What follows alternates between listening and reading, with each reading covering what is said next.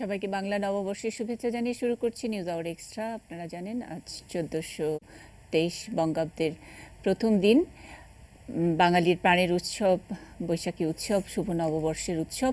এবং আমরা জানি যে বেশ কদিন ধরে এই নববর্ষ পালন নিয়ে নানা রকমের কথাবার্তা হচ্ছিল, পুলিশি নিরাপত্তার কথা হচ্ছিল, বিকেল 5টার মধ্যে উৎসব শেষ করতে হবে, মঙ্গল শোভাযাত্রা কিভাবে হবে, নানা রকমের, এটাকে ঠিক নিষেধাজ্ঞা বলা যায় না, কিছু সাবধানতা বা সচেতনতার কথাও সরকারের তরফ থেকে করা হচ্ছিল। সেসব নিয়ে সোশ্যাল মিডিয়াতে অনেক রকমের সমালোচনা আমরা দেখেছি, অন্যান্য প্রিন্ট মিডিয়াতেও দেখেছি, বিভিন্ন গণমাধ্যম বিভিন্নভাবে ব্যাপারটি দেখেছি। কিন্তু তারপরেও এখন এই নববর্ষের সন্ধ্যায় যখন আমরা কথা বলছি, আমরা জানি নববর্ষ উদযাপনকে ঘিরে কোথাও তেমন কোনো অপ্রীতিকর ঘটনা ঘটেনি। দু একটি আমরা জানি যে অ্যাক্সিডেন্টের খবর, সেগুলো প্রতিদিনই রাস্তায় দুর্ঘটনার খবরাখবর থাকে, কিন্তু নববর্ষ উদযাপনের কোনো খারাপ খবরই আমরা আসলে দেইনি, খুবই আনন্দের সাথে। এবং আমরা বলতে চাই যে একেবারে নির্বিঘ্ন নববর্ষ আজকে শুরু হলো। নববর্ষের সব দিক নিয়েই আমরা আজকে কথা বলবো। বাঙালির উৎসব আমাদের আজকের শিরোনাম। সঙ্গে আছেন চন্দ্রশেখর সাহা, ডিজাইনার ও গবেষক, সভাপতি বাংলাদেশ জাতীয় কারুশিল্প পরিষদ। নিসার হোসেন আমাদের সঙ্গে আছেন, চারুকলা অনুষদ, ঢাকা বিশ্ববিদ্যালয়ের অধ্যাপক ও ডিন। আছেন শিমুল মুস্তাফা, তার নামের আগে আসলে কোনো বিশেষণের দরকার নেই। আর মাঝে বসে আছেন পৌলমী গাঙ্গুলি, মানে পশ্চিম বাংলা থেকে এসছেন, রবীন্দ্রসঙ্গীত শিল্পী। তিনি রবীন্দ্রভারতীর শিক্ষার্থী, এখনও শিখছেন, হয়ে গেছে। তার মানে আমরা এই বাংলা ওই বাংলায় যে একসঙ্গে যে উৎসবটা করি, সেটা নিয়েও আমরা পৌলমীর কাছ থেকে কিছু শুনতে পারবো। সঙ্গে তো গান বোনাস রয়েছে। যদি শুরু করি নিসার হোসেনের কাছ থেকে। স্যার, বললাম নির্বিঘ্ন, নানা রকমের পুলিশি কিছু নিষেধাজ্ঞা ছিল, তা নিয়ে অনেক সুধী মহল অনেকভাবে রিয়্যাক্ট করেছে। কিন্তু সবশেষে আজকে যখন একেবারে সার্থকভাবে, মেনলি আমরা জানি মঙ্গল শোভাযাত্রাকে কেন্দ্র করেই অনেক রকমের পুলিশের কি বলবো সতর্ক অবস্থান ছিল। আজকে যখন এই সন্ধ্যায় কথা বলছেন, কি বলবেন? আমরা আসলে ঢাকা বিশ্ববিদ্যালয়ে যে অনুষ্ঠানটুকু করে থাকি, আমরা আসলে সেটুকুর জন্যই দায়বদ্ধ, এবং মানে অফিসিয়ালি দায়বদ্ধ। আর এর বাইরে গোটা দেশে অনুষ্ঠান হয়ে থাকে। ঢাকা বিশ্ববিদ্যালয়ের এই অনুষ্ঠানটাকে যেহেতু সবাই এই পুরো আয়োজনের কেন্দ্রে অবস্থিত বলে মনে করে, সেই কারণে এটার দিকে সবার নজরটা বেশি ছিল এবং সতর্কতাটা মূলত এটাকে ধরেই ছিল। কিন্তু এটা যেভাবে গোটা দেশে ছড়িয়ে পড়ল, সেটা সরকার এবং আইন শৃঙ্খলা রক্ষা বাহিনী যারা, তাদের সিদ্ধান্ত অনেক সময় একটু হয়ে গেছে, যেটা কি আসলে শুরু হয়েছিল ঢাকা বিশ্ববিদ্যালয়ের এই অনুষ্ঠানটা কীভাবে হবে, কিন্তু সেটাকেই ওই সতর্কতা নিতে গিয়ে প্রশাসন তারা কি মনে করেছে, বা তাদের নিজেদের ক্যাপাসিটি কতটুকু, বা তাদের কাছে নাশকতার ইনফরমেশন কতটুকু, সেগুলো নানান কিছু হিসেব করে তারা করেছে। আমাদের ব্যক্তিগতভাবে একজন সংস্কৃতি কর্মী হিসাবে আমি কি মনে করি সেটা একরকম, আর প্রশাসনের সাথে যুক্ত এবং আমি মোটামুটি দায়িত্বপ্রাপ্ত ছিলাম, ফলে সেইখানে আমার যে ভূমিকা সেটা অবশ্যই একটা ভিন্ন দায়িত্বের ভূমিকা। সেখানে সংস্কৃতি কর্মী নয় শুধু আমি, আমার সেখানে যেভাবে প্রশাসন চাইবে তার সঙ্গে আমাকে আমার মতের মিল ঘটিয়ে আমাকে কাজটা করতে হবে। আমার কাছে মনে হয়েছে যে আসলে প্রশাসনিক জায়গায় আমি অনেক বেশি দায়বদ্ধ মানুষের নিরাপত্তা নিয়ে, এবং গোটা অনুষ্ঠানের যে শৃঙ্খলা সেটাকে রক্ষা করার জন্যে। কারণ এর আগের বছরের যে অভিজ্ঞতা আমাদের, সেই অভিজ্ঞতা খুব বেশি বিশ্লেষিত হয়নি আমাদের যে কেন এমনটা হলো। কিন্তু যেটা হয়েছে সেটা হচ্ছে তার থেকে এক ধরনের ভীতি এবং বিশ্ববিদ্যালয়ের উপর অনেক চাপ তৈরি হয়েছে, যেটা বিশ্ববিদ্যালয় কর্তৃপক্ষ কী করলো এইরকম। আসলে আপনারা খেয়াল করবেন যে বিশ্ববিদ্যালয়ের অভিজ্ঞতায় কিন্তু এগুলো ছিল না। আমরা সিসি ক্যামেরাগুলো লাগালাম বলে এইগুলো দেখতে পেলাম, কিন্তু আমাদের দেশে আমরা পরিসংখ্যানে দেখছি মেয়েদের সঙ্গে এই আচরণ বাসের মধ্যেও কম বেশি প্রতিনিয়ত হচ্ছে। গত বছর লিটন নন্দী এইরকম একটি ঘটনা ধরতে পেরেছে বা প্রতিবাদ করেছে, সেসব না হয়েছে, এবং সেটা আবার আমরা সিসি ক্যামেরার ফুটেজ ধরেছি। আমাদের কিন্তু কোনো যারা সাংবাদিকরা থাকেন ওখানে তারাও কিন্তু এগুলো সেভাবে ধরতে পারেননি। তার মানেটা আমরা বুঝতে পারছি যে সিসি ক্যামেরাগুলো যদি না থাকতো এবং লিটন নন্দী যদি ওখানে প্রতিবাদটা না করতেন, তাহলে কিন্তু এরকম ঘটনা আরও ঘটেছে আমার নিশ্চয়ই ধারণা। কারণ এরকম কোনো বছর কি এরকম ভিড়ের মধ্যে যে ধরনের হ্যারাসমেন্টের ঘটনা নিয়ে আমরা কথা বলছি, প্রতিবাদ করছি, কখনোই কি হয় নাই? আমি সেটাই বলতে চাইছি। উদাহরণ আছে?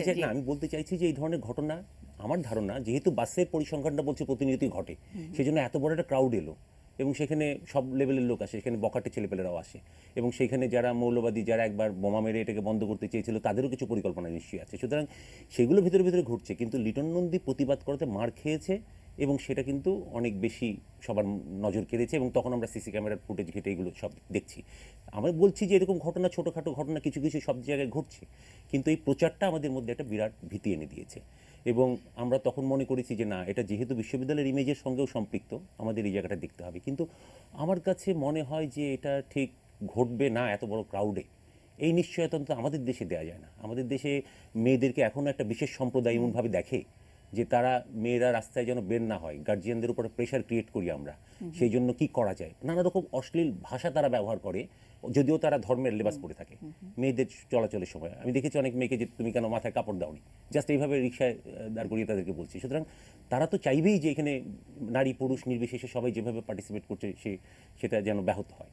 কিন্তু আমি বলছি যে এটা যতটুকু তারা প্রকাশ্যে করতে পারতো, তার চাইতে এত বড় ক্রাউডে যা ঘটেছে, আমি বলবো অনেকটাই আড়ালে আবডালেই হচ্ছিল জিনিসটা। কিন্তু যেটা আশ্চর্যজনক যে মানুষ কেন প্রতিবাদ করেনি, এই যে লিটন নন্দীকে বাঁচাতে কেউ এগিয়ে এলো না কেন? এই মানুষের উপর ভরসা করে আমরা কি বলতে পারবো যে না, আমরা কোনো নিরাপত্তা চাই না, আমরা এই 5টার পরে অনুষ্ঠান কন্টিনিউ করতে চাই? আমাদের কাছে মনে হয়েছে যে আমরা প্রস্তুত নই। আমাদের যে মানুষ আছে তাদের যে সচেতনতা সেটা আসলে, বা তাদের যে মানে কি বলবো, একটা দায়িত্ববোধ, দায়বদ্ধতা, সেটা সেই পরিমাণে এখনও নেই। এই কারণে আমরা কিন্তু এটা কম্প্রোমাইজ করতে চেষ্টা করেছি। কিন্তু আমি ব্যক্তিগতভাবে মনে করি যে বর্ষবরণ অনুষ্ঠান এরকম যেটা সারা রাত জেগে মানুষ উদযাপন করবে, তার যত আবেগ আছে সব দেশে উদযাপন করবে, কিন্তু পরিস্থিতি আমাকে সায় দেয়নি যে আমি এটাকে সমর্থন করি। আমাকে মনে হয়েছে যে আইন শৃঙ্খলা রক্ষাকারী বাহিনী, তাদের উপরই ভরসা করতে হবে, জনগণের উপর ভরসা করবার সময় আসেনি। সুতরাং তাদের সাথে কম্প্রোমাইজ করে আমি এটা করতে চাই। আমি অন্তত স্যাটিসফাইড যে যতটুকু সময় আমরা নির্ধারণ করেছিলাম সেই সময়টুকু নির্বিঘ্নে কেটেছে, কোনো ধরনের ঘটনা ঘটেনি, জনগণ কম এসছে। কম আসবার কারণ একটাই, আপনার ইন্টারভিউতে শুনেছেন একজন বলছে আমার স্ত্রীকে আনিনি, যে ঘটনা কতবার ঘটেছে। সুতরাং এই ধরনের আমাদের চেনা জানা অনেকে বলেছে যে আমাদের বাড়ির মেয়েদের আমরা যেতে দেবো না। কিন্তু আমার মনে হয় যে এই যে একটা সাকসেসফুল হলো এবার, সামনের বছর আমার মনে হয় যে এটা একটা, মানে যদি এরকম নিষেধাজ্ঞাটা যদি না থাকতো, মানে যে ওকে, আইন শৃঙ্খলা রক্ষাকারী বাহিনী তারা কিছুটা স্বীকার করে নিয়েছেন যে অনেক বড় ক্রাউড, মানে একসঙ্গে পুলিশেরও এত সামর্থ্য নাই যে এত বড় ক্রাউড এবং সে দীর্ঘ সময় ধরে এবং সারা বাংলাদেশে, মানে কোথায় নয়, শুধু কি টিএসসি এলাকায় যদি হতো তাহলে একটা কথা, কিন্তু উত্তরা, ঢাকা শহরের আনাচে কানাচে, বাংলাদেশের আনাচে কানাচে এরকম ক্রাউড হচ্ছে, সব মানুষ ঘর থেকে একদিনে বেরিয়ে আসছে। তো সেটা কিছুটা অপারগতা স্বীকার করে এই ধরনের একটি নিষেধাজ্ঞা দিয়েছে। আপনি কি মনে করেন স্যার, এই নিষেধাজ্ঞাটা যদি না থাকতো, আপনি যে রেফারেন্সটা বললেন যে আমাদের বুলেটিনে অনেকে বলেছেন, নিউজে অনেকে বলেছেন যে গতবার যে ঘটনা ঘটেছে এ কারণে আনিনি, যদি এটা একটা হাইপোথেটিক্যাল যে হয়তো নিষেধাজ্ঞা নাই, তাইলেও কি কিছুটা মনে হয়েছে, তাইলেও কি নিয়ে বেরোতো? আমার মনে হয় যে কিছুটা কমই হতো। বরং এই যে পুলিশ এত কিছু করেছে, এই তৎপরতা অনেকে সাহস করে এসছে। আমি একটু খেয়াল করেছি, আপনারা খেয়াল করবেন যে যারা এসছে এখানে, আমি কিন্তু সংস্কৃতি মনা কর্মী যারা রেগুলার আসে তাদের উপস্থিতি বরং কম দেখেছি। আপনি দেখেছেন রমনা বটমূলে যারা আসবার রেগুলার মানে কমন ফেস তারা অনেকে নাই, বরং আমি দেখেছি যে অনেক হিজাব পরা মহিলা অনেক এসেছে, মানে সাধারণ মানুষের মধ্যে ব্যাপারটা আমার কাছে মনে হয়েছে হয়েছে স্পোর্টিংলি নিয়েছে এবং ভালোভাবে নিয়েছে। সাংস্কৃতিক কর্মী হিসেবে স্যার, আপনার কি মনে হচ্ছে যে এখানে উৎসবে কিছুটা ছেদ পড়েছে? না, এটা তো স্বাভাবিক। আপনি যখন একটা নিষেধাজ্ঞা আরোপ করবেন তখনই তো মানুষের মনে একটা থেকে যায়। যেমন ধরুন যে প্রচণ্ড গরম পড়েছে, এই গরমের মধ্যে কিন্তু স্বাভাবিকভাবে সবাই মনে করতে আমি বিকালের দিকটায় যাবো, আমি সকালে আসবো না, এরকম কিন্তু অনেকে মনে করেছে। তাছাড়া আরেকটা জিনিস যেটা ঘটেছে, আমরা এই শৃঙ্খলা রাখবার জন্যে এবং এন্টায়ার পথগুলোর মধ্যে যেন কোনো জটলা তৈরি না হয়, তার জন্য গোটা ঢাকা বিশ্ববিদ্যালয় এলাকায় যত খাবারের দোকান, বা ওই ধরনের যানবাহনগুলো নিয়ে মানুষ আসতো, নানা রকম অনুষ্ঠান করতো, ওগুলোর উপর সব কিছু কিন্তু বন্ধ করা হয়েছে। ফলে একটা লোক ওখানে গিয়ে যে তার তেষ্টা লাগলে সে কিছু খাবে বা খিদে পেলে কিছু খাবে, এই ধরনের কোনো ব্যবস্থা ছিল না। নাকি এমনকি কিন্তু স্যার চটপটির সেগুলো তো দোকানগুলো সেগুলো মানে ক্যাটাগরিক্যালি পুলিশ কমিশনার সেদিন প্রেস কনফারেন্সে বলেছে যে আপনারা বিকেলে বেরোবেন, ফুচকা খাবেন, হাঁটবেন, মানে যেটা না, আসলে কিন্তু ইউজুয়ালি বিশ্ববিদ্যালয় এলাকার কথা হয়। বলছি আমি, হ্যাঁ, যে এই এলাকার ভেতর আমরা উনি পুরো ঢাকা শহরের কথাই বলেছেন যে বাচ্চা নিয়ে বেরোবেন, সুন্দর কাপড় পরে উৎসব হ্যাঁ, করবেন, হ্যাঁ, তাতে পুলিশের একটা এখানে নজরদারি একটু থাকবে, নিরাপত্তা থাকবে। সেটাতে তো কোনো না, এখানে আমার মনে হয় যে পুলিশের এখানে দুরকম ভূমিকা ছিল বক্তব্যের মধ্যে। একটা হচ্ছে বলছেন যে বিকেলে বেরোবেন, আবার ঢাকা বিশ্ববিদ্যালয় এলাকায় কিন্তু বলছেন যে ৫টার পরে বেরিয়ে যাবেন, মাইকিং করা হচ্ছে। তো মানে সুতরাং এটা কিন্তু স্যার একটু বোধহয় বোঝার ভুল হয়েছে যে কোনো অনুষ্ঠান মানে করা না, যাবে কিন্তু না, মাইকিং করা হয়েছে যেখান থেকে চলে যান। কারণ মানে ওই মানুষ হয়েছে কি, প্রথম দিকে কিন্তু সিদ্ধান্ত ছিল যে ৫টার পরে কেউ এলাকায় থাকতে পারবে না এবং আমরা বলবো, কিন্তু পরবর্তীকালে একটা সাংবাদিক সম্মেলনে পুলিশের প্রধান বললেন যে না, ঢাকা শহরের রাস্তায় লোকজন থাকবে, তারা ফুচকা খাবে, ঘুরে বেড়াবে, কিন্তু এইটা ঢাকা শহরের অন্য এলাকার জন্য প্রযোজ্য, বিশ্ববিদ্যালয়ের জন্য প্রযোজ্য না, এই জায়গাটুকু পরিষ্কার হয়নি। ফলে সন্ধ্যার দিকে কিন্তু প্রচুর লোক আমি দেখছি যে ঢুকছে, যেটা দুপুরের দিকে আমি দেখিনি। কারণ ওরা ওই অনুসরণ করে ওই ওই বক্তব্যটা অনুসরণ করে তারা ঢুকছিল, কিন্তু পরবর্তীকালে আবার ইউনিভার্সিটি থেকে আবার একই সঙ্গে মাইকিং করা হচ্ছে যে ঢোকা যাবে না। এই জন্য মনে হচ্ছে প্রথমবার তো একটু নানান জায়গায় একটু এরকম ছিল, দুরকম বক্তব্য বা দু ধরনের ব্যাখ্যা এরকম ছিল। এটা একটু আমার মনে হয় মানুষকে কিছুটা বিভ্রান্ত করেছে। শিমুল এবং মুস্তাফা, উৎসবে কি কিরকম ছেদ পড়েছে মনে হলো? আর আপনি তো এই মানে যে আমরা যেই চত্বরের কথা বলছি, যে বিশ্ববিদ্যালয় চত্বর, টিএসসি কেন্দ্রিক যে বেড়ে ওঠা, মানে আপনি অন্তত একটা কালের সাক্ষীর মতো কথা বলতে পারবেন যে কখনো কি আমাদের পয়লা বৈশাখে তেমন কি কোনো অনুষ্ঠান থাকে, ঘোরাঘুরি, ফুচকা খাওয়া, সবার সঙ্গে দেখা করা, বা ছোট ছোট গ্রুপে গ্রুপে দাঁড়িয়ে আবৃত্তি করা বা গান করা ছাড়া তেমন কোনো বড় আয়োজন কখনো থাকে কিনা? ধন্যবাদ। মূল জায়গাটি হচ্ছে যে প্রথমেই আমি এইবারের যে আয়োজনটি করা হয়েছে, যে সিদ্ধান্ত নিয়েছে, আমার কাছে মনে হয়েছে যে আমি খুবই সাধুবাদ জানাই, বলবো কেন।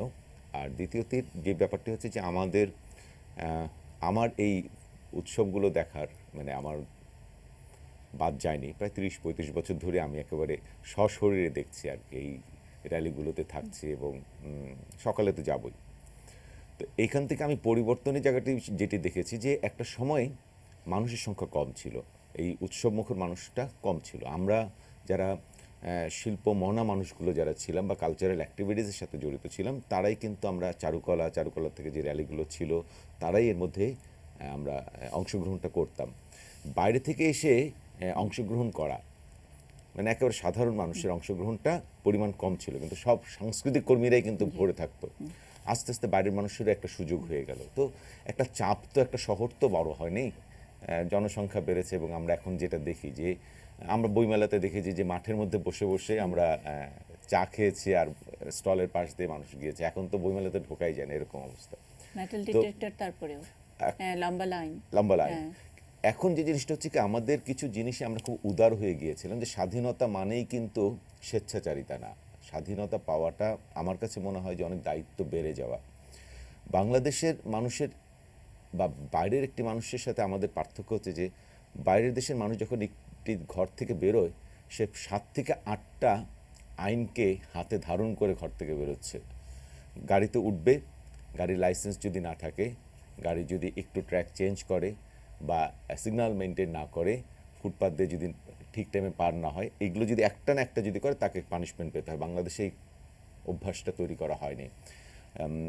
আমি ওই যে আমার সামনে একজন বসে আছে পশ্চিমবঙ্গের, আমরা দেখেছি যে দড়ি দিয়ে আগে লোক পার হওয়ার সময়, কলকাতাতে আমি দেখেছি যে 86-87-এর দিকে লোক পার হওয়ার সময় সিগন্যালের সময় দড়ি দিয়ে আটকে রাখতো, ছাড়তো না, তারপর দড়ি ছেড়ে দিত। আমাদের এই যে এখন সোনারগাঁর সামনে যেরকম ব্যারিকেড দিয়ে দেয়, প্র্যাকটিসটা যদি আমরা কিছুদিন আগে শুরু করতাম, একটু পরে হয়ে গেছে, তাহলে এই মানুষগুলো কোনো সমস্যা হতো না। এখন হঠাৎ করে অনেক দিন স্বাধীনভাবে চলাফেরা করেছি আমরা, লোকজনকে তৈরি না করেই আমরা আসলে ছেড়ে দিয়েছিলাম আর কি। সাঁতারটা না শিখে আমরা পানিতে নামিয়ে দিয়েছিলাম। আসলে সাঁতারটা জানা থাকলে এর থেকে ডাবল লোক হলেও সমস্যা হতো না।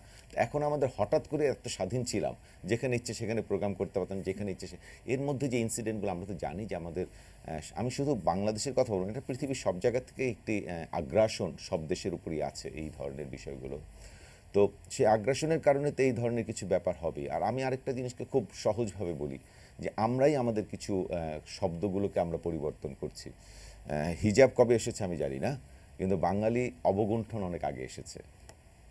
আমার কাছে মনে হয়েছে যে আমরা খুব পর্দানশীল একটি জাতি। আমাদের মারা দাদারা সবসময় কিন্তু পর্দা করেই এসেছেন। ওটাকে আমরা অবগুণ্ঠন ঘোমটা বলতাম। এটাকে হঠাৎ করে আমরা এই টাইট টুইট করে হিজাব বানিয়েছি। আমাদের হঠাৎ করে এত ধর্মপ্রাণ হওয়ার কিছু ছিল না, আগে থেকেই আমরা ধর্মপ্রাণ, লাজুক এবং খুব কনজারভেটিভ ছিলাম। আমরা কিন্তু আগে নিয়মতান্ত্রিকভাবেই জীবনযাপন করতাম। এই বাঙালি মানুষগুলোই যখন ক্যান্টনমেন্ট দিয়ে যাচ্ছে তখন কিন্তু ফুটপাত দিয়ে যাচ্ছে, সিগন্যালের আগেই কিন্তু থেমে যাচ্ছে, এবং ক্যান্টনমেন্ট দিয়ে গেলে মনে হবে না যে এটা আমরা বাংলাদেশে আছি, এত ডিসিপ্লিন, এত পরিষ্কার পরিচ্ছন্ন।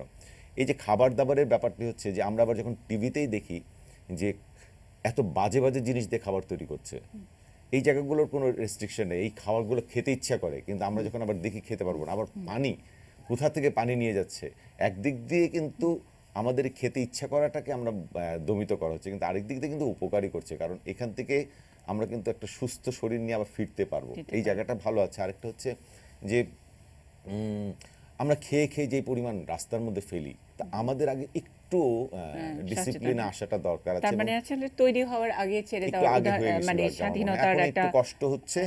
এটা 2-3 বছর যদি এরকম করা হয়, একদিন ছেড়ে দিলেও আমার মনে হয় না যে এটা তার সমস্যা হবে। আমি চন্দ্রশেখর স্যারের কাছে জানতে চাই, উৎসবের রঙে কোনো ছেদ পড়লো কিনা?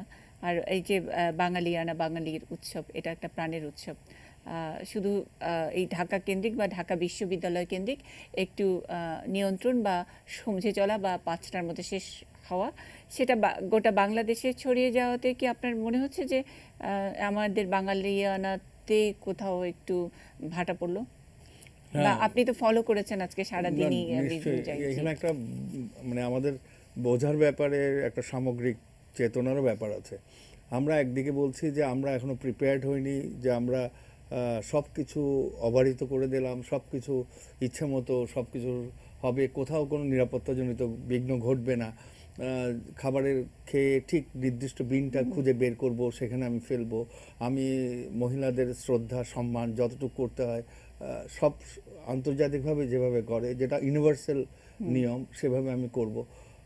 এখন কথা আসছে যে আমরা এই বিষয়টা আবার জাগানোর চেষ্টাই বা কেন করছি, আর বিষয়টা থেকেও চলে গেল কেন? ইন্ডিভিজুয়ালি কিন্তু কোথাও এটা সামগ্রিকভাবে বলা হয় না যে এই র্যালি যখন বেরোবে তোমরা এটার ভিতরে প্রবলেম তৈরি করবে, এবং সেই প্রবলেম তৈরি করলে এরকম কয়েকবার যদি প্রবলেম হয় সেখান থেকে পর আর র্যালি হবে না। এইভাবে কিন্তু অবদমনের চেষ্টা, অনেক কিছু নিয়ে রাজনৈতিক, আমরা যদি 52-র আগে থেকেও ভাবি, সেভাবে কোনোদিন সম্ভব হয়নি, এখন আর হবেও না। আর দ্বিতীয়ত বিষয়টা হচ্ছে যে কেন আমরা একে অপরকে সংস্কৃতির বিষয়, উদযাপনের বিষয়, স্বতঃস্ফূর্ততার বিষয়ে নিরাপদ বোধ করতে পারছি না। সেটা মানসিকতা, মানসিক সচেতনতা, বিবেকের বিষয়, যে আমি এই কাজটা করব না, এটা খারাপ কাজ, আমি এই কাজটা করব, এটা সবার জন্য ভালো। তো এই চেতনাবোধটা কিন্তু ইন্ডিভিজুয়াল, কিন্তু সেই ইন্ডিভিজুয়াল চেতনাবোধটা গোড়া থেকে কিভাবে শুরু হয়।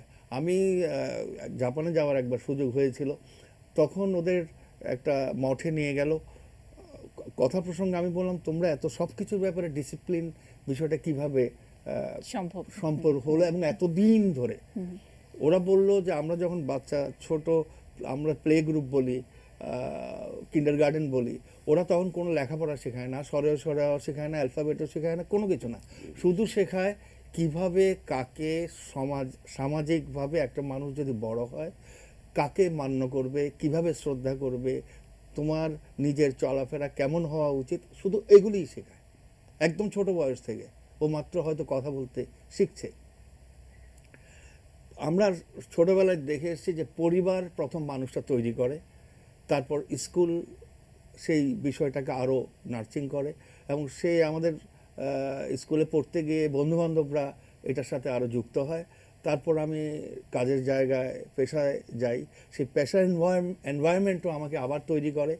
এরপর সমাজের সমস্ত মিডিয়া থেকে আসুক, অনুষ্ঠান থেকে আসুক, উদযাপন থেকে আসুক, ধর্মীয় সংস্কৃতি থেকে আসুক, সব জায়গা থেকে আমরা শিখতে থাকি সব বিষয়। হঠাৎ করে এমন কি হলো যে কেন আমরা দিন দিন প্রতিদিন পেপারের পাতা খুললে মহিলাদের নিগৃহীত হওয়ার খবরটা প্রথম দেখছি। তাদের আজকে পয়লা বৈশাখের এই নিরাপত্তা নিসার খুব সুন্দর করেই ব্যাখ্যা দিয়েছে যে আর ওনার ব্যাখ্যাতে আমার কাছে যে বিষয়টা মনে হলো, উনি একটা সুন্দর কথা বলেছে, এটা আমি বাইরে গিয়েও দেখেছি, যে এই বাঙালি আমরাই বাইরে গিয়ে একভাবে চলাফেরা করছি, আবার যখন স্বাধীন হয়ে যাচ্ছি মনে করছি এটা তো আমার দেশ, আমার জায়গা, আমার রাস্তা, আমার বাসা, সেখানে আমি আমার মতো করে চলবো। তো মানসিকভাবে আমরা কি দ্বৈত চিন্তার অধিকারী হচ্ছে কিনা, মানে আমাদের ভালো লাগা না লাগা, করা না করা, উচিত অনুচিত, আমরা কোন প্রেক্ষিত থেকে বিবেচনা করছি? মানে কিন্তু দাদা আমার এখানে একটা প্রশ্ন আছে, আপনি বলছেন যে অন্য জায়গায় গিয়ে আমরা একটু ভালো আচরণ করছি, মানে ডিসিপ্লিনড হচ্ছি, আমার জায়গায় আমি আমার মতো চলছি।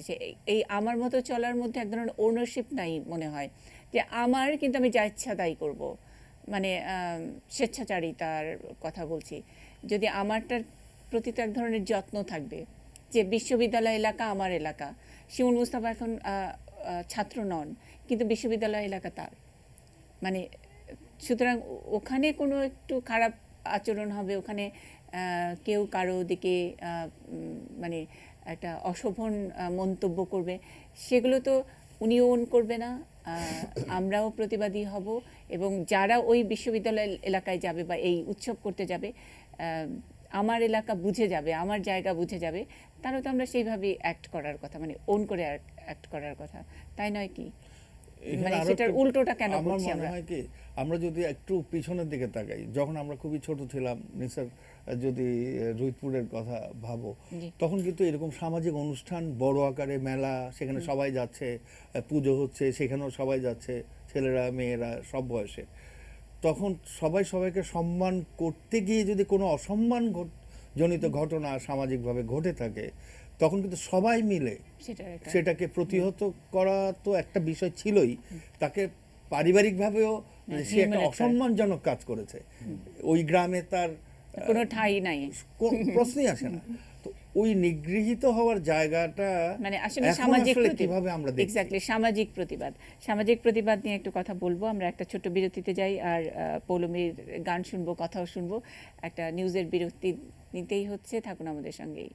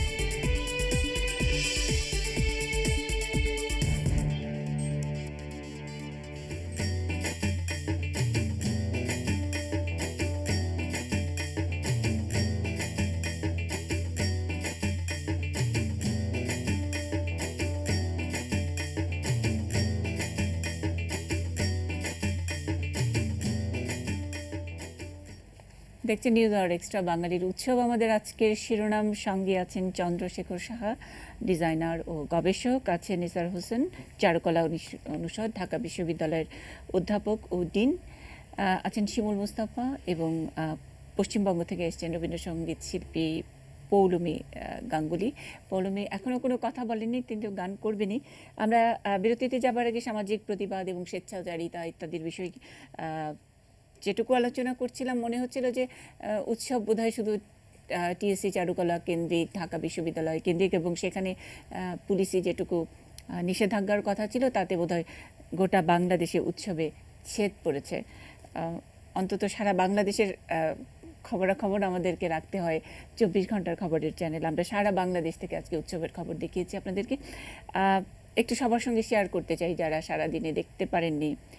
সোনারগাঁয়ে, ঢাকা থেকে খুব বেশি দূরে নয়, বউ মেলা অনুষ্ঠিত হয় প্রতি বছরই এই পয়লা বৈশাখের এই দিনটিতে। মেয়েরা এসে এটা একটা রিচুয়াল, কিন্তু শুধুই মেয়েরা, এবং তাদের জন্য কি কোনো নিরাপত্তার দরকার আছে? দেখবো একটু। বটবৃক্ষই মা, বটবৃক্ষই যেন আশ্রয়দাতা। তাই নতুন বছরের শুরুতেই এই বটবৃক্ষ সিদ্ধেশ্বরী দেবীর পায়েই মাটি ঢেলে তাকে আরও কয়েক শতক বাঁচিয়ে রাখার চেষ্টা সোনারগাঁয়ের বউদের। বছরের পয়লা দিনে সকালবেলা সোনারগাঁয়ের সনাতন ধর্মাবলম্বী বৌদের পূজার এর পরের পর্বটিকে বলা হয় তেল পানি দেওয়া।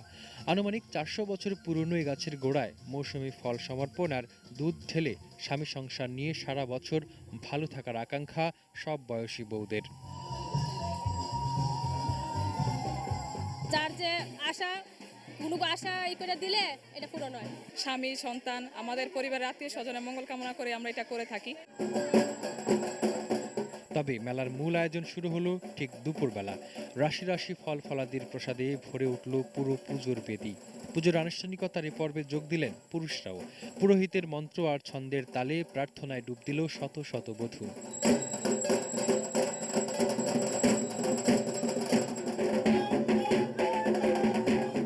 বাংলা নতুন বছরের শুরুতে এখন মেলা হয় সারা দেশেই, কিন্তু ওইসব মেলাকে মানুষ সাধারণ নামেই চেনে। কিন্তু নারায়ণগঞ্জের সোনারগাঁয়ের এই মেলাকে কেনই বা বউ মেলা নামে ডাকা হয়? যে জমিদার আপনার শ্যামাচরণ ভৌমিক ছিলেন, উনি এটা করলেন যে এখানে এই মেলায় এই এলাকার বউ এবং মেয়েরা এই মেলায় অ্যাটেন্ড করবে, কোনো পুরুষ মানুষ যাইতে পারবে। তখন থেকেই এটা বউ মেলা নামে প্রচলিত হল। গ্রামীণ আবহে গড়ে ওঠা এই মেলার মাঠে রয়েছে শিশু কিশোরদের খেলনা আর সাজগোজের বাহারি আয়োজন। আছে চিরায়ত বাংলার গৃহবধূদের ঘর গৃহস্থলী করার বিভিন্ন উপকরণ। পুজো উপলক্ষে কেনাকাটা করেন মেলায় আসা বউরা। শত বছরের পুরনো সোনারগাঁয়ের বউমেলা চলবে 3 দিন। ইব্রাহিম পাঠান, এটিএন নিউজ, সোনারগাঁও, নারায়ণগঞ্জ। চন্দ্রশেখর সাহা, মানে উৎসবের যে অনুষঙ্গ, বাঙালির উৎসব যেটা বলছি, কত কিছু হচ্ছে সারা বাংলাদেশ জুড়ে। মানে এক চারুকলা ইনস্টিটিউট, এক মঙ্গল শোভাযাত্রা, এক ভুবুজেলা বা বাঙালি তো আসলে বিভিন্নভাবেই উৎসবটা করতে পারে এবং কোনো রকমে উৎসবের মানে কোনো কালিমা না দিয়েই করতে পারে। সেটা কি আজকে করেনি? সারা দেশ জুড়ে নানান আয়োজনে কি করেনি? নিশ্চয়ই নিশ্চয়ই। এখানে একটা বিষয় আমাদের মনে হয় একটু ভেবে দেখার বিষয়, সেটা হচ্ছে যে সময় যখন অতিক্রম করে পৃথিবীর সব জায়গাতেই, তার মধ্যে দিয়ে পরিবর্তনের একটা বিষয় ঘটতে থাকে। কিন্তু ভালো লাগা, স্বতঃস্ফূর্ততা, উদযাপন, সবাইকে নিয়ে এক সুরে একটা বিষয় নিয়ে বলা, উপভোগ করা, তার অন্তর্নিহিত নির্যাসটা কিন্তু পরিবর্তন হয় না। এই যে মেলার বিষয়টা অনেক আদিকাল থেকেই ছিল। নিসার তো এটার উপরে অনেক ওর যাওয়া আসা আছে গ্রামেগঞ্জে। পয়লা বৈশাখ ঘিরে মেলার যে একটা আবহাওয়া, সেটা শুধু ঢাকায় ততটা আসলে ছিল না যতটা ছিল সারা বাংলাদেশ জুড়ে। ঢাকায় বিষয়টাকে একটা নগর সংস্কৃতির আদলে ছায়ানোর যখন বটমূলে শুরু করলো, তখন থেকে এটার শুরু। আর মঙ্গল শোভাযাত্রা যোগ হয়ে সেটাকে আরেকটা রূপ দিল। কারণ পৃথিবীর অনেক দেশে র্যালির কথা আমরা শুনি, কিন্তু আমাদের দেশে এই ধরনের একমাত্র মহরমের বিষয় ছাড়া আর জন্মাষ্টমী ছাড়া এই র্যালির বিষয়টা এভাবে ছিল না। সেখানে এবার সবাই মিডিয়ার কারণে ঢাকাকে, যে ঢাকায় যদি এই ধরনের প্রোগ্রাম করতে পারে, তাহলে কেন চট্টগ্রামে নয়, কেন রাজশাহীতে নয়? কারণ সেখানেও সাংস্কৃতিক উদ্যোগী মানুষরা ছিল। সবচাইতে আশ্চর্যের বিষয় এবং সুখের বিষয় আমি বলবো, এত কিছুর পরেও রবীন্দ্রনাথ যেন আবার সব জায়গাতে, সমস্ত দেশ জুড়ে সেই ভোরবেলা থেকে রবীন্দ্রনাথের গানগুলো মানে হতে থাকে।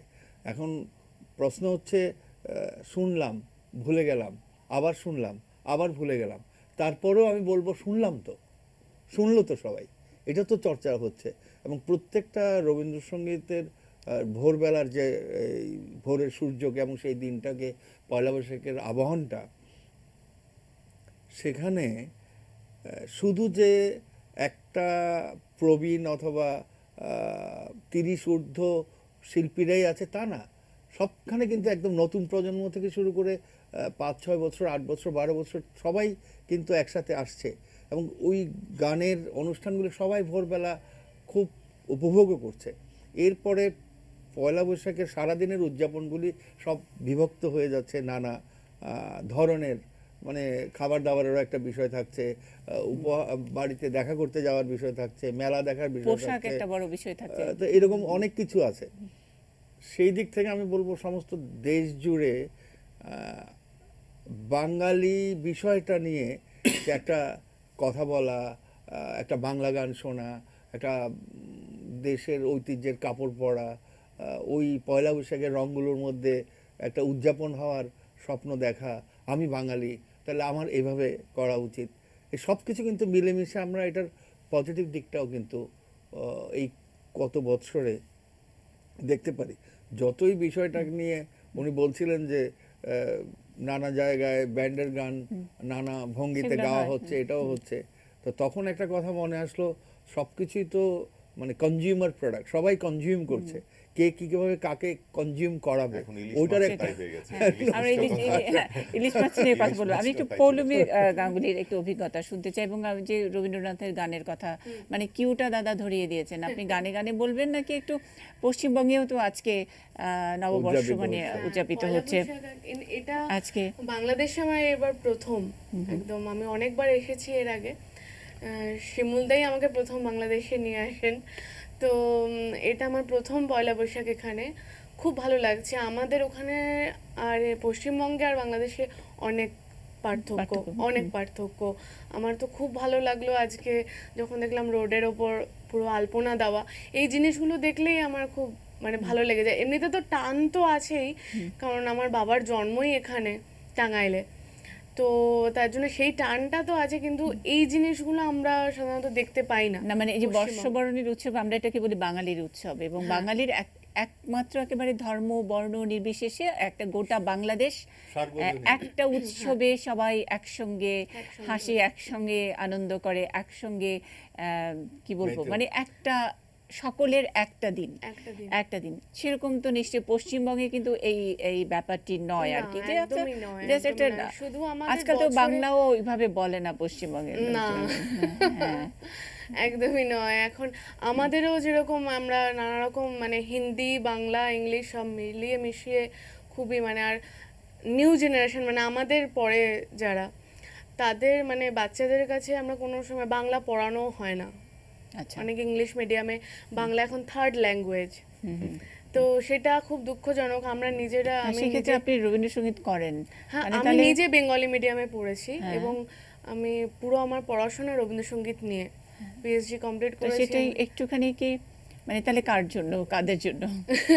না সেটা তো আমার গান মানে একটু তো মানে ইনসিকিউরিটি তো থাকেই, তাই না? কিন্তু একটা জিনিস বলতে পারি, আমার মানে ইউটিউবে যত গান আছে তার 92% ভিউয়ার্স বাংলাদেশি। আচ্ছা, ভাগ্যিস বাংলাদেশ ছিল, ভাগ্যিস ছিল, কিন্তু সেখানে কোনো বয়সের কোনো ইয়ে নেই, সেখানে 17 বছর থেকে 85 বছর সবাই আমার গান শোনে, এটা আমার খুব মানে সত্যি এটা পাওনা। এটা আমরা কথা বলবো নিসার হোসেনের সঙ্গে, শিমুল মুস্তাফার কিছু যোগ করবেন, এবং তিনি বাচিক শিল্পীকে পরিচয় দেওয়ার দরকার নাই, নিজেও মানে খুব কি প্রাসঙ্গিক যে কোনো আবৃত্তি, যে কোনো কথা হয়তো আমাদেরকে শোনাবেন। পৌলমীর একটা গান শুনতে শুনতে একটা ছোট্ট বিরতি নেব, একটু যদি শুরু করি নাকি? যেহেতু আমার এই দেশের সাথে অনেক তার জন্য আমি দেশেরই একটা গান গাইছি। ও আমার দেশের মাটি, তোমার পরে ঠেকাই মাথা, ও আমার দেশের মাটি, তোমার পরে ঠেকাই মাথা, তোমাতে বিশ্বময়ী, তোমাতে বিশ্বময়ের আঁচল পাতা, ও আমার দেশের মাটি, তোমার পরে ঠেকাই মাথা।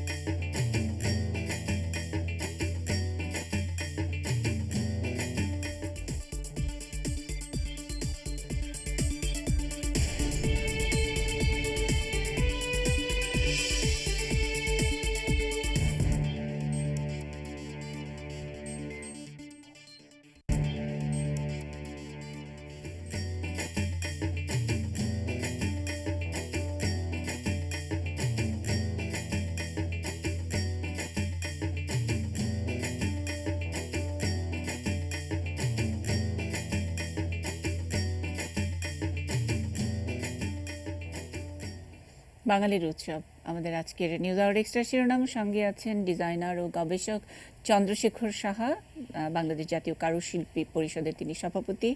আছেন ঢাকা বিশ্ববিদ্যালয়ের চারুকলা ইনস্টিটিউটের অধ্যাপক ও ডিন নিসার হোসেন। বাচিক শিল্পী শিমুল মুস্তাফা আমাদের সঙ্গে আছেন, এবং আছেন পৌলমী গাঙ্গুলি, তিনি পশ্চিমবঙ্গ থেকে এসছেন বাংলাদেশে এই নববর্ষ উপলক্ষে বেড়াতে এসছেন এবং এই প্রথম বাংলাদেশে নববর্ষ উদযাপন দেখছেন। বাবা আদি টাঙ্গাইলের রবীন্দ্রসঙ্গীত শিল্পী। আমরা ইতিমধ্যে পৌলমীর গানও শুনলাম।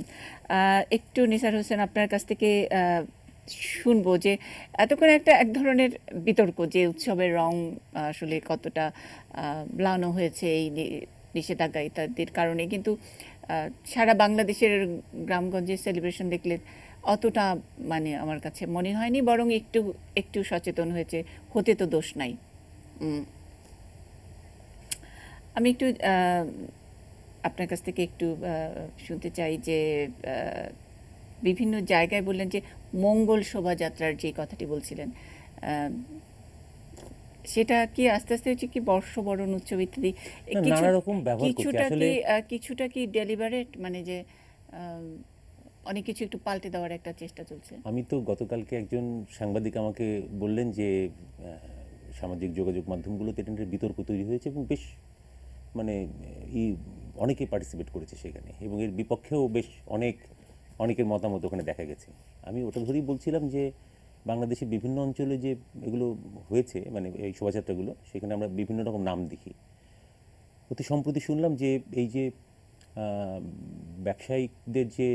ব্যবসায়ীদের যে ইগুলো আছে, নানা রকম প্রতিষ্ঠানগুলো আছে, কি বলে সমিতিগুলো আছে, সেইখানে কোনো একটা খুব গুরুত্বপূর্ণ সমিতির কোনো একজন গুরুত্বপূর্ণ লোক বলেছেন যে মঙ্গল শোভাযাত্রার এই মঙ্গল শব্দটা আমরা না ব্যবহার করলে কীরকম হয়।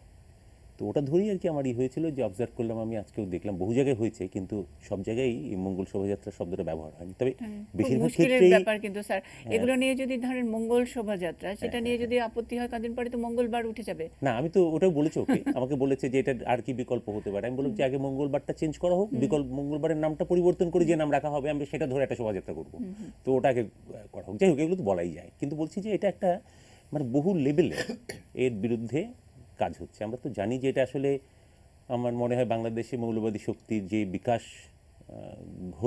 ঘটেছে মুক্তিযুদ্ধের পর, বিশেষ করে ৭৫-এর পর থেকে দুটো সামরিক সরকার পৃষ্ঠপোষকতা করে এই মৌলবাদীদেরকে নিয়ে এসছে, গণতান্ত্রিক এবং সুস্থ মনের মানুষদেরকে না পেয়ে এদের উপর ভরসা করে চলে এসছে, এবং এরা ওদের কাঁধে উঠে বসেছে। এরা মৌলবাদীদের কাঁধে উঠতে চেয়েছিল, মৌলবাদীরা ওদের কাঁধে উঠেছে, এবং আমরা সেটার খেসারত এখন দিয়ে যাচ্ছি। এরা এখন জনগণকে সেইভাবে না সঙ্গে নিতে পেরে, এবং ওরা দেখেছে যে আমার যেটা মনে হয় যে পয়লা বৈশাখকে ওরা হিসেব করেছে যে দীর্ঘদিন পর্যন্ত ছায়ানট্র আমরা বটমূল্যে ছিল, সেটা তো এইভাবে ছড়িয়ে পড়লো না, কিন্তু যে মুহূর্তে মঙ্গল শোভাযাত্রা এলো, এটার প্রতি মানুষের যে উচ্ছ্বাস, মানুষের যে অংশগ্রহণ, এটা একটা রীতিমতন ভয়ের কারণ। এবং গোটা দেশেই কিন্তু প্রতিটা নিউজ মিডিয়া যখন প্রথম দেখায় এই পয়লা বৈশাখের অনুষ্ঠানটা শুরুই করে ওই অঞ্চলে একটা শোভাযাত্রা হয়েছে। তো এইটাকে এখন আমার মনে হচ্ছে যে অন্তত ওরা ধরে নিয়েছে যে এটাকে বন্ধ করা যাবে না, বরং যদি এর থেকে ওই মঙ্গল শব্দটা বাদ দেওয়া যায় সেটা প্রাথমিক বিজয় হবে, এরপরে ধীরে ধীরে আরেকটু যাবে আর কি, এইভাবে হতে পারে। তো এরকম করে ভাবছে, এবং এই বিভিন্ন মাত্রায় ওদের আসলে কাজ চলছে, এরকম বিভ্রান্ত করা আসলে ধীরে ধীরে এই জায়গাটাকে আটকানো যায় কিনা, এটাতে তারা রীতিমতো ভয় পাচ্ছে। কারণ এর মধ্যে দিয়ে তো বাঙালির যে সার্বজনীন সংস্কৃতি, যেটা দীর্ঘদিন প্রতিষ্ঠিত হয়েছে, আপনি দেখেন না যে আপনি যদি আমাদের ধর্মগুলোও ধরেন, এখানে কোন ইসলাম এখানে প্রতিষ্ঠিত হলো, যেটা কিন্তু সব মানুষকে আহ্বান জানায়, যার মধ্যে হিংসা নেই, কি বলবো, নৃশংসতা নেই। এখানে হিন্দু ধর্মের যখন একটা কঠিন অবস্থা হয়েছিল, তখন চৈতন্যদেব এলেন, তার বাণীতে সবাই এবং সবাইকে একতাবদ্ধ করলো। তার আগে বুদ্ধ ধর্মের বিকাশ ছিল। সুতরাং তার মানে এটা হলো এই বাংলার গোটা ভারতবর্ষ, মানে আমরা আসলে লালন হাসনের দেশ, অবশ্যই মানে সবাইকে সুফি ইসলাম, সুফিবাদের দেশ, বা আমি বলবো যে এটা আসলে হ্যাঁ, এখানকার মানুষ তার সংকীর্ণতার মধ্যে সে থাকতে চায় না, সে মুক্ত হতে চায় এবং সে সবাইকে মিলিত করতে চায়। এই স্পিরিটটা তারা মঙ্গল শোভাযাত্রার মধ্যে খুঁজে পেয়েছে, এবং সেই জায়গায় সবাই এইভাবে নাড়া দিয়েছে। এটা আরেকটা ভীতির কারণ হয়েছে তাদের কাছে। তারা ওইরকম নিজেদের একটা অস্তিত্বের সংকট মনে করছে এটাকে, যে কারণে এর পেছনে উঠে পড়ে লেগেছে। ওইটাই বলছিলাম। আরেকটা জিনিস আমার মনে হয় নিসারের মানে বক্তব্য থেকে অ্যাড করা যায়, যোগ দেওয়া যায়, সেটা হচ্ছে একটা সম্প্রদায়ের জাতিসত্তা। তা জাতিসত্তার সাথে কিন্তু ধর্মের সম্পর্ক বিষয় নাই, কিন্তু আমরা এখন যদি এটাকে অ্যাডপ্ট করতে যাই যে না, জাতিসত্তার সাথে ধর্মের সম্পর্ক আছে, যার কারণে এখন বলছে যে সামাজিক যোগাযোগ মাধ্যমে লেখা হচ্ছে যে এটা প্রয়োজনীয় বিষয় না, এটা পয়লা বৈশাখ উদযাপন করাটা প্রয়োজনীয় বিষয় নয়। কিন্তু পয়লা বৈশাখ তো ধর্মীয় বিষয় নয়, এটা তো একটা বাঙালি জাতিসত্তার বিষয়। চাইনিজ নিউ ইয়ার যেভাবে পালন করে সারা পৃথিবীতে চাইনিজরা, এর 10 দিন ওরা কোনো কাজই করবে না চাইনিজ নিউ ইয়ারের বিষয়ে। তো নববর্ষ উদযাপন কিন্তু ধর্মের সাথে সম্পর্কিত না। তার মানে আমরা যদি একটু আমরা বলি যে কনজিউমারিজমের কথা যখন বাকি বলি, তার মানে যেখানে উৎসব সেখানেই তো বাণিজ্য।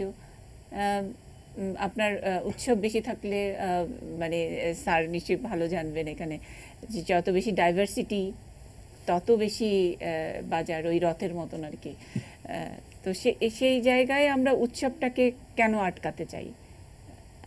সেটা তো আখেরে আসলে যারা বাণিজ্য করতে চায়। বড় ব্যাপার হচ্ছে যে বাঙালির একটা বড় ব্যাপার হয়েছে যে আমরা যেভাবে বেড়ে উঠেছি, আমাদের এখন অর্থনৈতিক অবস্থা ভালো আগের তুলনায়। আমাদের জীবনের যে জীবনযাপন, আমরা গ্রামগঞ্জে গেলেও এখন মানুষ না খেয়ে থাকে না, তারাও এখন অনেক শৌখিন, তারা এখন আধুনিকতার অনেক কিছু স্পর্শ পাচ্ছে। সেক্ষেত্রে আমরা আমাদের সময়টাকে যদি আমরা বলি, আমরা যে ব্রেকের সময় যে কথাটি বলেছি না, আমাদের বেড়ে ওঠা মধ্যবিত্তীয় বলে একটি কালচার ছিল সে সময়, যে আমরা কিন্তু পারিবারিক একটা বোঝাপড়ার মধ্যে দিয়ে বড় হয়েছি, শাসনের মধ্যে দিয়ে বড় হয়েছি, একটা নির্দেশনার মধ্যে বড় হয়েছি যে আমাদের ঈদের সময় একটি কাপড় আসবে এবং কোরবানি ঈদের সময় সেটাকে আবার ধুয়ে নতুন করে পরতে হবে, বা মাঝে মধ্যে স্যান্ডেল দেওয়া হতো, কোরবানি ঈদে জুতো দেওয়া হতো, কিন্তু নতুন কাপড় ছিল না। এবং আমার বাসায় কিন্তু কতগুলো ছোট ছোট, তখন কিন্তু এত সামাজিক যোগাযোগ ছিল না, কিন্তু কতগুলো নিয়মের মধ্যে আমাদেরকে বেঁধে দেওয়া হয়েছিল যে মাগরিবের আজান হওয়া মানে হচ্ছে তোমাকে যে কোনো কাজেই তোমাকে বাসায় ফিরতে হবে। এটা কিন্তু একটা মাগরিবের আজান। এখানে কিন্তু সেই সময় কিন্তু কখনোই বলা হয়নি বাংলাদেশের কালচারে, সে সময় কিন্তু আহ্নিক একটা বিষয় আছে, পূজারও ব্যাপারটা আছে, কিন্তু আমরা আজানটাকে বেশি বলতাম, কিন্তু যে আজানের শব্দটা শুনবার সঙ্গে সঙ্গে ফিরে আসবে। কিছু কিছু জিনিস কিন্তু ধর্মীয়ভাবেও আমাদেরকে শেখানো হচ্ছে, আজান মানেই ঘরে ঢুকতে হবে, এটা আমি বাইরে থাকা উচিত মানে না। সেটা শুধু শিমুল মোস্তফার জন্য প্রযোজ্য সবার নয়, জন্য ছিল, সেটা চন্দ্রশেখর সাহা বা মুন্না কারোর জন্য ছিল। আজানের সময় সবাই, হ্যাঁ সেই সময়টা ছিল, এটা আমাদের কালচারের মধ্যে ছিল, এটা আমাদের ধর্মীয়ভাবে ছিল না। তো এই জিনিসগুলো কি ছিল, তা পাশের মানুষটা বা একটু মহল্লার একজন মানুষ, তিনি একটু যদি সিনিয়র থাকতেন, বড় ভাইও থাকতেন, তিনিও শাসন করার অধিকার রাখতেন, শিক্ষক শাসন করার অধিকার রাখতেন। এইভাবে কিন্তু আমরা বড় হয়েছি। আমার একটা নিজের ঘটনা থেকে আমি বলি যে আমাদের এই ছোট বড় ভাইরা আমাদেরকে অনেক কিছু করাতো, মহল্লার মধ্যে এটা করতে হবে, ওটা করতে হবে, আজকে পুকুর পরিষ্কার করতে হবে, এগুলো করতো আর কি বন্ধের দিনে নিয়ে। তো এরকম একবার আমি যে আমারই বাসার একটু দূরে যে আমি এক ড্রেন পরিষ্কার করছিলাম, ড্রেনের মধ্যে নেমে এতখানি, তখন ছোট, ড্রেনে নেমে ড্রেন পরিষ্কার করছি, সমাজসেবা করছি। আমাকে একজন কানে ধরে নিয়ে এসে আমার বাবার কাছে নিয়ে আসলো, এই দেখেন আপনার ছেলে এই গোবরের মধ্যে ঢুকে এই করেছে, কান ধরে ধরে নিয়ে আসলো। এখন যদি হতো তাহলে আমি যে কি করতাম, এখন যে বন্ধু টন্ধু নিয়ে তাকে গুলি করে মারতাম। আমার বাবা যেরকম শাসন করতেন, পাশের বাসার মুরব্বী সেরকমই শাসন করতেন এবং আমরা সেটা মেনে নিতাম। এখন আমরা এই টলারেন্সটা আমাদের একদমই নেই, যে আমার বাচ্চাকে আরেকজন ধমক দিবে কেন, উনি যে দিচ্ছেন তার সন্তান মনে করে দিচ্ছেন, এটা আমরা মেনে নিতে পারি না। তো এই জায়গাগুলো আগে যদি ঠিক না করা হয়, আমরা কিন্তু এত বাইরের, যখন একটা অফিসিয়াল জায়গায় চলে যাচ্ছি, এই যে এত বড় একটা ফেস্টিভ্যালের জায়গায়, বাসার জায়গাটা, পরিবার জায়গাটাতে যদি যতদিন আমরা না, মানে যদি আমি ছোট করে বলি যে নৈতিকতার জায়গাটা, এই যে আমরা তৈরি হওয়ার আগেই ওই যে পয়সা, হাতে পয়সা এবং কিছু আমরা কি আমাদের বাবা মার সামনে খুব বেশি মিথ্যা কথা বলতে পেরেছি? পারিনি। যখন তাকিয়েছে বলেছি, যখন একটু জোরে বলেছেন, একটা যখন করেছেন সত্য কথা বলেছে। এখন তো সত্যিকার অর্থে মোবাইল আছে, অনেক সামাজিক যোগাযোগ, তারপরে একটা সত্যি কথা বলে না, বললে এখানে বললে ওখানে বলে। এই অবক্ষয়গুলো কেন হবে? এই জায়গাগুলো আগে ঠিক করতে পারলে আমার মনে হয় না সেগুলোর জন্য কি স্যার কখনো পে করতে হবে? আপনার কি মনে হয় যে এখন যে অবক্ষয়, যেটা হচ্ছে নৈতিকতার অবক্ষয়, আমরা অ্যাকচুয়ালি সেটা আমরা সাংস্কৃতিক সামাজিকভাবে পে করতে যাচ্ছি। যে স্যার একটু আগে বললেন যেটা, যে জাপানে 7 বছর ক্লাস 7 পর্যন্ত কোনো পরীক্ষা হয় না, প্রমোশন টেস্টে কোনো এক্সাম দিতে হয় না, অটোমেটিক্যালি বছরের শেষে উঠে যায়। প্রত্যেকটা দেশে বাধ্যতামূলকভাবে 4 বছর হলে, মানে উন্নত দেশে বাবা মার কাছ থেকে অবশ্যই তাকে স্কুলে পাঠাতে হয়, এবং আধুনিক সবগুলো দেশে আছে এটা, যে তাকে বিহেভিয়ার থেকে শুরু করে তাকে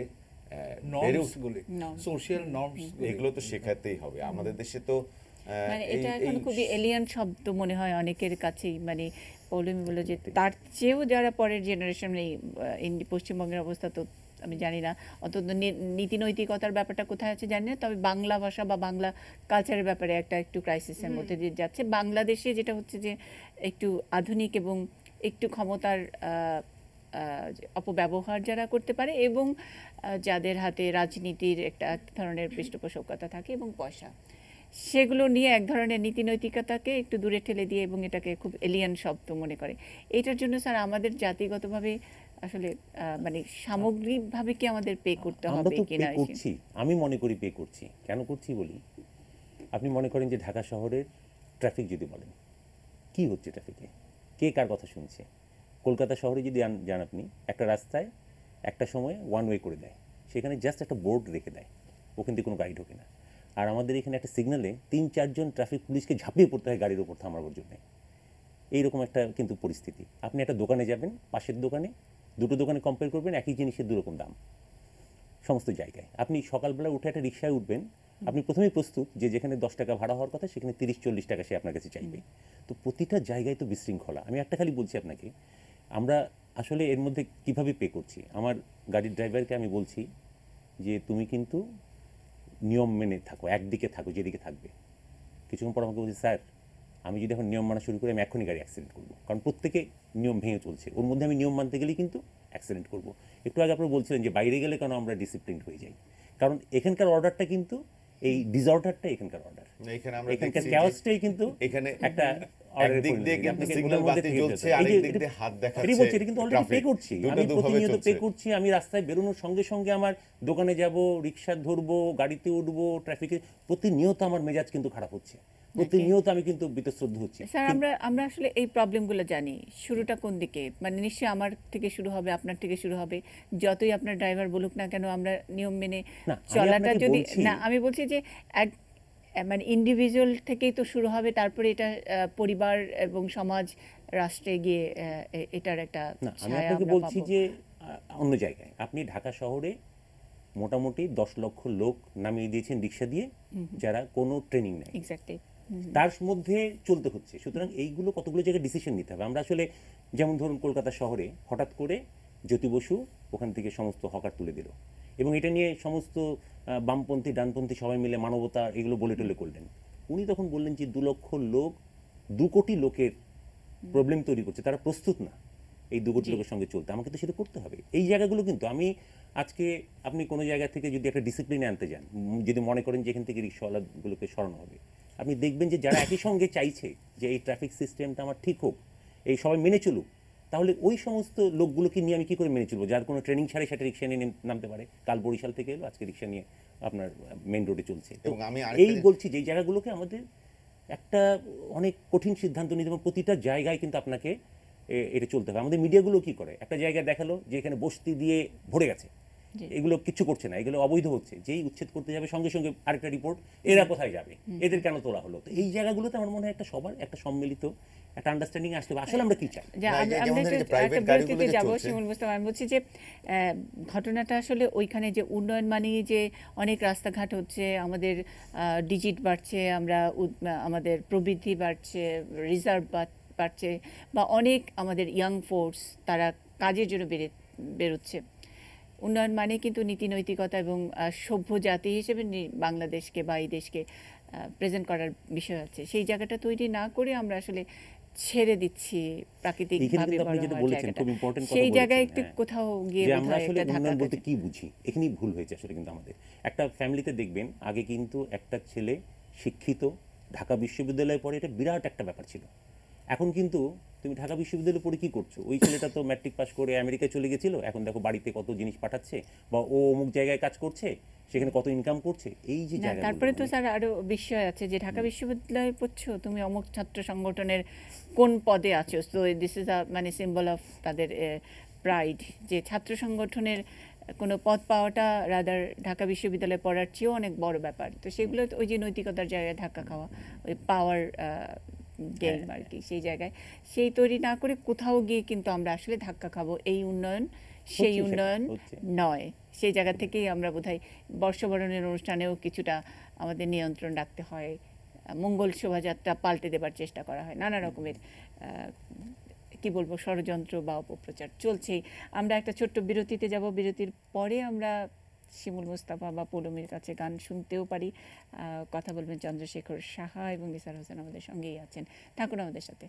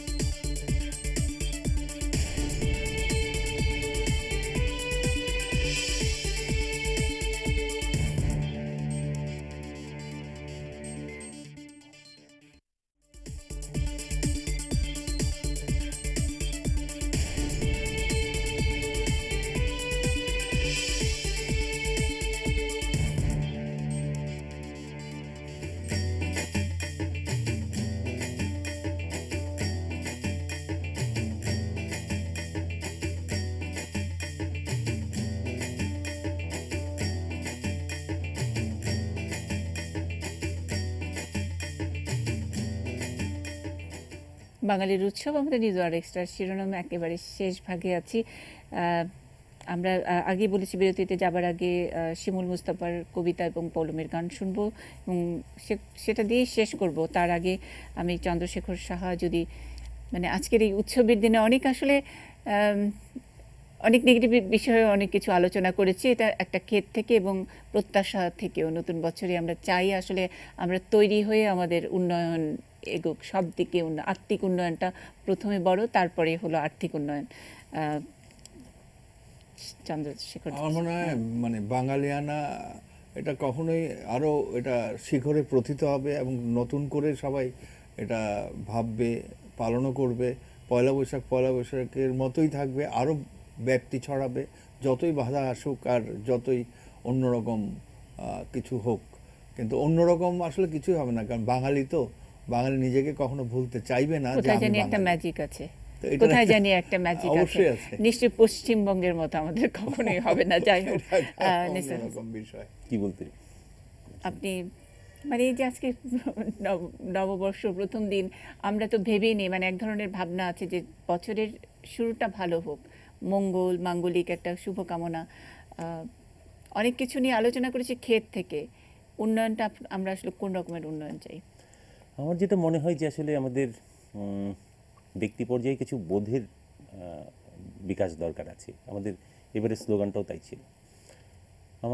আমরা ভাবছি যে অনেক এগিয়ে গেছি, আমরা পরিসংখ্যান দেখাচ্ছি অনেক এগিয়ে গেছি, কিন্তু আমি শুধু ভাবছি যে শুধুমাত্র আর্থিকভাবে সমৃদ্ধি লাভ করছি এই দিয়েই যদি হতো, তাহলে এই উন্নতি যে সমস্ত দেশের ঘটেছে তারা কিন্তু এই গোটা পৃথিবী নিয়ে, মানব সমাজ নিয়ে এইটা রিয়েলাইজ করতো না যে আমাদের উন্নতির সঙ্গে এগুলোর ক্ষতি হওয়ার একটা সম্পর্ক আছে। এই বোধটা আমাদেরও আসতে হবে। ওরা কিন্তু সেটা খুবই ভাবছে, যদিও ওরাই সবচেয়ে বড় কারণ। এই যে পুরো গ্লোবাল ওয়ার্মিং বলি, গোটা পৃথিবীর যুদ্ধ বলি, যা যা ঘটছে আজকে, এমনকি সাম্প্রদায়িক উস্কানি, সেগুলো তো আসলে ওরাই দিচ্ছে সব কিছু। এবং সব কিছুর পেছনে একটা ব্যবসা, একটা অর্থ উপার্জন, এটাই তো মূল আসলে, ক্ষমতা ধরে রাখা। তো এই যে জায়গাগুলো, যে এটা দিয়ে আমি হয়তো সাময়িকভাবে আমি লাভবান হচ্ছি, কিন্তু একটা পৃথিবীকে, গোটা পৃথিবীকে ধ্বংসের দিকে নিয়ে যাচ্ছি, এইটা মনে হয় হওয়ার দরকার। আমরা দেখেছি তো, দেখেন আপনি যদি এই যে ট্যানারির এগুলো ইন্ডাস্ট্রির এগুলো কথা বলেন, কীভাবে বুড়িগঙ্গা নদীটাকে শেষ করে দিল, তারপর আমরা তাদেরকে তুলতে পারছি না। অনেক জায়গায় আমরা এই আইন করে এই যে এত লোককে 5টার মধ্যে বেঁধে দিলাম, 5টার মধ্যে বেঁধে দিলাম এবং সাকসেসফুল হলাম, কিন্তু এগুলোকে কেন সরাতে পারছি না? তাই না, যেখানে দরকার, যেগুলো অনেক বেশি ক্ষতি করছে, সেই জায়গাগুলোকে ধরার দরকার আছে। আমরা এই ডেভেলপমেন্টের নামে অনেক কিছু নষ্ট করে ফেলছি, প্রকৃতি নষ্ট করছি, বনভূমি নষ্ট করছি, বহু কিছু করছি। আমাদের হয়তো অনেক কিছু হবে, বিদ্যুৎ হবে, আমাদের আরও নতুন নতুন কলকারখানা হবে, কিন্তু যে প্রজন্মের জন্য আমরা করব, যে ভবিষ্যৎ শিশুর জন্য আমরা করবো, এবার শিশুকে আমরা কিন্তু অনেক বেশি সামনে নিয়ে এসেছি। সেই শিশু কোন দেশ পাবে, কি দেশ পাবে, কোন প্রকৃতি পাবে? তার মানে ডেভেলপমেন্টের নামে আমরা অনেক কিছু অজান্তে অনেক কিছু নষ্ট করছি, কিন্তু জ্ঞানত যদি মানুষ নষ্ট করি তাইলে আসলে দেশ আর থাকে না। মানে এই বাংলাদেশের যে চরিত্র যেটা, সেই দেশ আর দেশ থাকে না। মানে উন্নয়ন একদিকে থাকবে, দেশটা হয়তো আর থাকবে না। এই বোধগুলো সবার ভিতর জাগ্রত হোক, এটাই কামনা এই বছর। ওভার শুরু হচ্ছে, ছোট করে একটা কবিতা শুনি।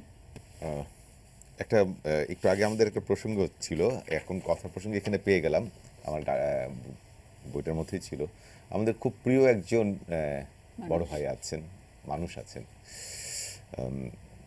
তাপসদা, আমরা যাকে তাপসদা বলেই চিনি, কবির হোসেন তাপস। তার একটি ইলিশ নিয়ে একটি খুব মজার একটি ছোট্ট একটি কবিতা আছে, আমি সেটাই বলছি। যে ইলিশ নিয়ে তো এবার অনেক মজার বিষয় হয়েছে, পুলিশ এবং ইলিশের বৈশাখ বলা। তো ইলিশ কাব্য। মাছের রাজা ইলিশ, রাজার দামি কিনিস, পকেট যদি গড়ের মাঠ, সেলফি তুলে রাখিস, পান্তা ভাতে লঙ্কা জব্দ করে মাখিস, সেলফি গানা গুলিয়ে গেলে উনা জালে রাখিস, গল্প হবে বড়, ঢেকুর তুলে বলিস, মাছ তো না মাখন যেন, আঙুন দুটো দলিস। তো এই জায়গাটা হচ্ছে যে আমাদের এখন এটা স্বপ্নের ব্যাপার হচ্ছে। আমরা কয়েকদিন আগে দেখেছি একটা জায়গাতে যে ইলিশ কিনতে পারেনি, টাকায় হয়নি দেখে গরু কিনে নিয়ে এসেছে। তো এখন কয়েকদিন পরে এরকমই দাঁড়াবে যে ইলিশের যেই জায়গায় দাম চলেছে তাতে হয়তো ফেরত আসার সময় মানে গরুই কিনতে হতে পারে আর কি। শিমুল মুস্তাফার একটা মানে আপনি যেরকম কবিতা পড়েন সেরকম একটা কিছু শুনবো কিনা, আচ্ছা, তারপরে এটা আমার কলমের গান দিয়ে আমি শেষ করে দিব। শেষ বাবার, এটা সবাই শুনুক।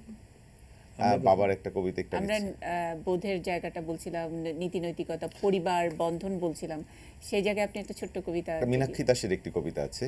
সবাই তো মানে মাকে নিয়েই বেশি লিখে, আমরা বাবারা খুব হতভাগা এই ক্ষেত্রে। তো আমার কাছে মনে হয়েছে যে বাবা এবং বিশেষ করে কন্যা সন্তানের যে একটা সম্পর্ক, আমার মনে হয় যে এর থেকে পৃথিবীতে আর মধুর সম্পর্ক আর কোনো কিছুতে নেই, বাবার সাথে মেয়ের সম্পর্ক। বাবার হাতের আঙুল ধরে প্রথম জলে নামা, কোমর জলে ভিজিয়েছিলাম আমার রঙিন জামা, দৃষ্টি ছিল দূরের দিকে দিগন্তটার পানে, জল কতটা গভীর ছিল সে তো বাবা জানে, ওসব নিয়ে ভাবিনি তাই খেলার ছলে ছলে, নিশ্চিন্তে ডুব দিয়েছি বাবা আছে বলে, অনেক খেলাই খেলেছিলাম ঢেউয়ের সাথে সাথে, একখানা হাত ধরা ছিল বাবার শক্ত হাতে, ছোট্ট হলেও বুঝেছিলাম ডুবব না টুপ করে, কারণ সেদিন আমি ছিলাম বাবার আঙুল ধরে। অসাধারণ। আমি আমার অনুষ্ঠান শেষ করব, বিদায় নিয়ে নিচ্ছি দর্শকদের কাছ থেকে। বাঙালির উৎসব আমাদের আজকের শিরোনাম। সবাইকে বাংলা নববর্ষের শুভেচ্ছা জানাচ্ছি। আমি শেষ করছি, ধরছেন পৌলমী। জোনাকি কি সুখে ওই ডানা দুটি মেলেছ, ও জোনাকি কি সুখে ওই ডানা দুটি মেলেছ, আধার সাজে বনের মাঝে উল্লাসে প্রাণ ফেলেছ, ও জোনাকি কি সুখে ওই ডানা দুটি মেলেছ, ও জোনাকি কি সুখে ওই ডানা দুটি মেলেছ। তুমি নও তো সূর্য, নও তো চন্দ্র, তোমার তাই বলে কি কম আনন্দ, তুমি আপন জীবন পূর্ণ করে আপন আলো জ্বেলেছ, ও জোনাকি কি সুখে ওই ডানা দুটি মেলেছ, ও জোনাকি কি সুখে ওই ডানা দুটি মেলেছ।